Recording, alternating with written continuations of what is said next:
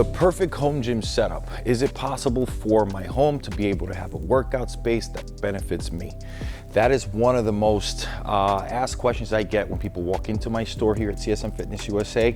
And I wanted to answer you guys as directly as possible and maybe give you 5 or 6 tips as to what you have to be looking for when you're looking to buy.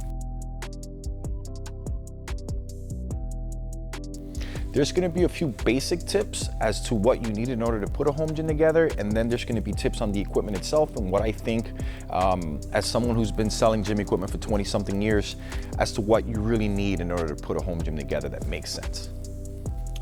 Well, tip number 1, the most important tip that I could give anyone who's looking to put a home gym together is, what's my ceiling height? So besides where the gym is gonna go, what's my ceiling height is usually the second thing I ask people. Gym equipment can get really tall. On average, you're gonna say 85 inches is the height that you need. But something like this, for example, is just above 6 feet. So it's about 6'1". I don't know if this will work for a home, but we'll get into that later. So rule number 1 is figure out what my gym height, what my gym space is gonna be and what the height is that I'm gonna be using. That is super important before you go out there and shop. I think that that's something that's super overlooked. People come in here, spend a bunch of money with me, and then the stuff doesn't fit because they never bothered to measure. That used to happen to me years ago, but nowadays I just ask people straight up, hey, what's your height? But 99% of the time they're like, I don't know. So not knowing is not a good thing, just because you never want to buy something, especially if you buy something online that gets there and you cannot fit it. Rule number 2, you should figure out how many days a week you really want to train at your house. So if it's just a home gym and you have a place where you actually go train at, a Planet Fitness, an LA Fitness, whatever local gym you're near, do you want to go to that location physically a couple days a week and do some workouts at home, or do you just want to do all your workouts at home? So that actually comes into play, because that kind of goes into what you need to actually put a, say a total body home gym together versus a gym that you're going to use just for like cleanup stuff. Like, hey, I want to do some bicep curls, I want to do some maybe some light squats, and that's pretty much all I want to do there. And then I want to be able to go to the gym and do my cardio and do everything else. So super important to know how many days a week. People don't think about this. How many days a week do I really want to work out at home versus going to the gym? If the answer is I want to work out at the gym 3 days a week and 2 days a week at home, great, we could put a gym together based on that. So figure that out. I'll get into that part as part of the equipment portion goes of this segment. The equipment segment, and we'll get into that and give you guys some ideas as to what you need. Gym flooring, how important is it? It's pretty important. That's really the difference between being able to stretch at home, being able to do, if you don't want to use a mat, like a stretching mat, I believe that gym flooring is one of those things just overlooked because people don't know or think about what they want to do with their actual home gym. You add flooring to the gym, to the home gym, it's gonna look like a place in your home that is for working out, which is a plus if you ask me, just for motivation. But also you gotta think, if you wanna do any kind of floor work, do you really wanna be on a concrete floor, on a garage floor without any kind of padding or protection from the floor, dirt, etc. So that is one of those things that are overlooked that you should definitely look into. Take a look at it. So another thing that I want to get, well, probably the last thing I want to get into is accessibility and power to the location where you're putting the gym in the home. So if you are getting a commercial treadmill, for example, you want to make sure that your power is good in order to run the commercial treadmill. It's something that's pretty simple, 120 NEMA plug, pretty simple, super easy. But another thing that's overlooked is where in the home exactly is, where exactly is the equipment going to go? It's super important because a lot of times we ourselves get into places where it's super tight, you can't get the equipment in there, and the customers aren't happy because they don't get their equipment where they want it, or they don't get their equipment at all. And we're unhappy because we're in there, we're like, humping it and sweating our asses off, and it's not going in. So it's a tough situation all around. So I believe that knowing where it's gonna go and making sure it's not ultra tight and getting some good pictures for the installer is super, super important. I think that it's overlooked. I think it's one of the last things people think about is how is it gonna get into the place?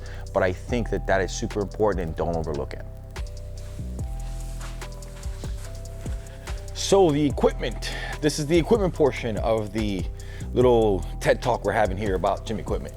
I think that it's one of those things that people just totally overthink, okay? I think that you need to realize that your space is gotta be used for multiple uses.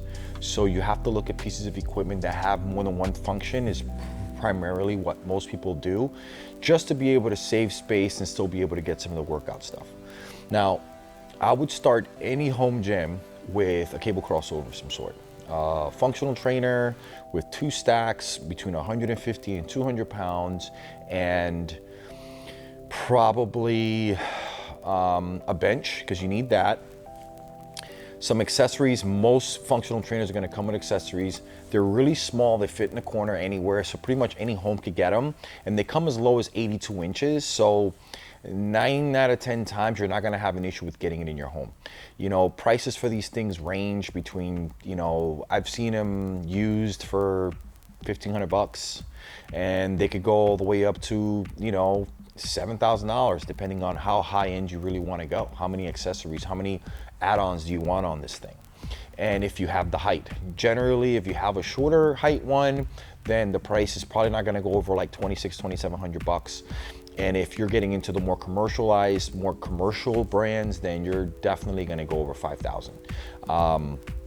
That's all preference. You know, realistically, the difference is not going to be the function, it's going to be the amount of weight and the amount of accessories you get with it.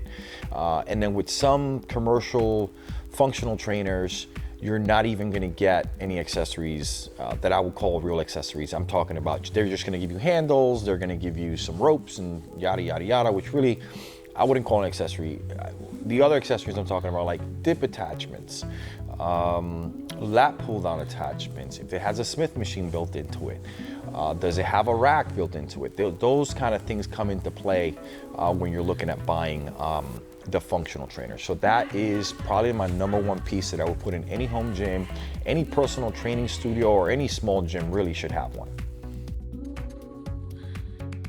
Dumbbells, yeah, you definitely need a set. I believe a set of dumbbells that work for you. It doesn't have to be anything specific, like a set of 5 through 50, 5 through 30, 30 to 75.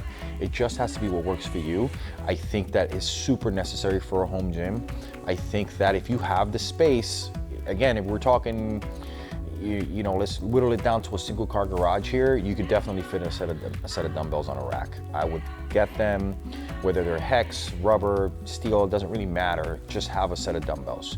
If you want to do some leg stuff at home, in addition to the cable crossover, I would probably add some heavier dumbbells, because you're going to need them, because you're going to grow out of them pretty fast.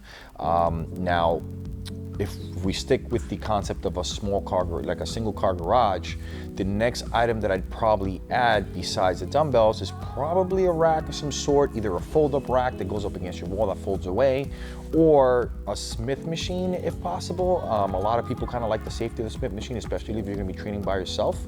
That's also not a bad idea. On top of all that, start looking into a piece of cardio. If you could fit it anywhere in the house that you could have quick accessibility to it in the morning times, and yeah, by all means put it in there.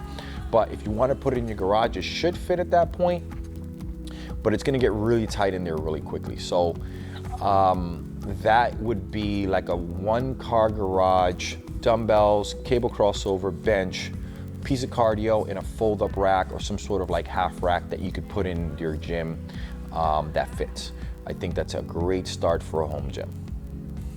So I think the next pieces you could add to it probably would be, depends on which way you want to go. If you want to go with like lower body stuff, then I definitely either add a leg extension, leg curl to my home gym. Combination, obviously, because we're talking small footprint, or a leg press hack squat combo. We sell a couple different brands. One's made a little bit better than the other, but they're pretty much equal. And I think that those, either one of those 2 items kind of gets you into the realm of being able to do legs at home for most people. And or you can go the upper body route, depending on how well you are squatting at home and everything else. You could get a lat pull down low row combo, because me personally, I find it really hard to do low rows and lat pull downs at home with the functional trainer that I have. So I think that that's actually one of those pieces that, you could add to your upper body that would make sense for a small home gym. They're a little long, and you could get some shorter ones, but you know, it could knock out 2 exercises that are just hard to do at home by yourself or with a functional trainer in a rack, because basically that's all you're getting. Unless you're gonna stick to dumbbell rowing and pull-ups and stuff like that, then you might not need it. But I think that if you have the space, I would definitely add it to my workout arsenal at home. Again, this is Jose Hernandez over at CSM Fitness, and if you have any questions, please feel free to reach out. I'd love to help.